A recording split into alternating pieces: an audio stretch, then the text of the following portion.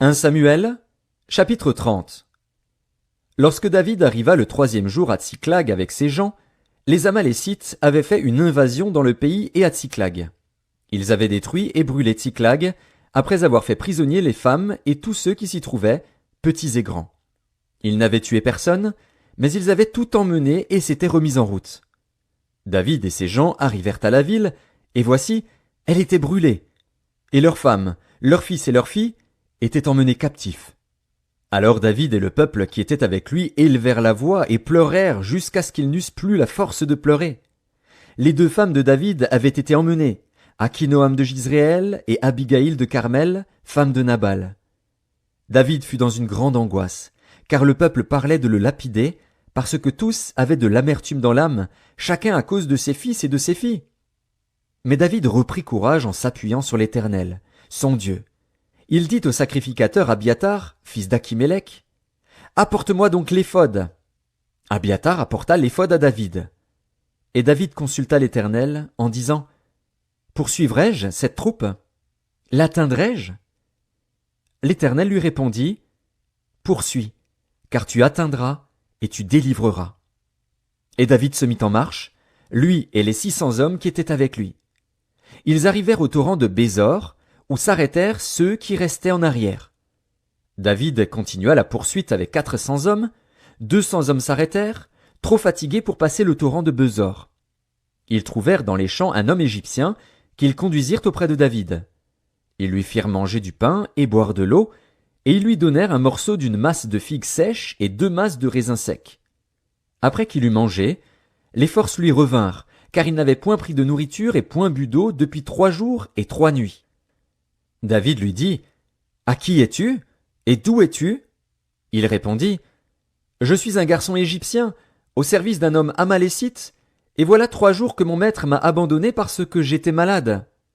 Nous avons fait une invasion dans le midi des Kérétiens, sur le territoire de Juda et au midi de Caleb, et nous avons brûlé Tsiklag. » David lui dit, « Veux-tu me faire descendre vers cette troupe? » Et il répondit, « Jure-moi par le nom de Dieu que tu ne me tueras pas et que tu ne me livreras pas à mon maître, et je te ferai descendre vers cette troupe. » Il lui servit ainsi de guide.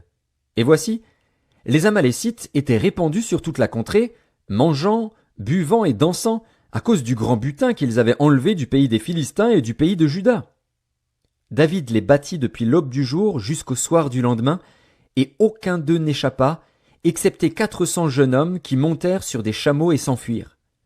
David sauva tout ce que les Amalécites avaient pris, et il délivra aussi ses 2 femmes. Il ne leur manqua personne, ni petit ni grand, ni fils ni fille, ni aucune chose du butin, ni rien de ce qu'on leur avait enlevé. David ramena tout. Et David prit tout le menu et le gros bétail, et ceux qui conduisaient ce troupeau et marchaient à sa tête disaient, « C'est ici le butin de David. » David arriva auprès des 200 hommes qui avaient été trop fatigués pour le suivre et qu'on avait laissés au torrent de Bézor. Ils s'avancèrent à la rencontre de David et du peuple qui était avec lui. David s'approcha d'eux et leur demanda comment ils se trouvaient. Tous les hommes méchants et vils parmi les gens qui étaient allés avec David prirent la parole et dirent, « Puisqu'ils ne sont pas venus avec nous, nous ne leur donnerons rien du butin que nous avons sauvé, sinon à chacun sa femme et ses enfants. Qu'ils les emmènent et s'en aillent. » Mais David dit, « N'agissez pas ainsi, mes frères, au sujet de ce que l'Éternel nous a donné, car il nous a gardés, et il a livré entre nos mains la troupe qui était venue contre nous. Et qui vous écouterait dans cette affaire? La part doit être la même pour celui qui est descendu sur le champ de bataille et pour celui qui est resté près des bagages. Ensemble ils partageront. » Il en fut ainsi dès ce jour et dans la suite, et l'on a fait de cela jusqu'à ce jour une loi et une coutume en Israël. De retour à Tsiklag, David envoya une partie du butin aux anciens de Juda, à ses amis, en leur adressant ces paroles.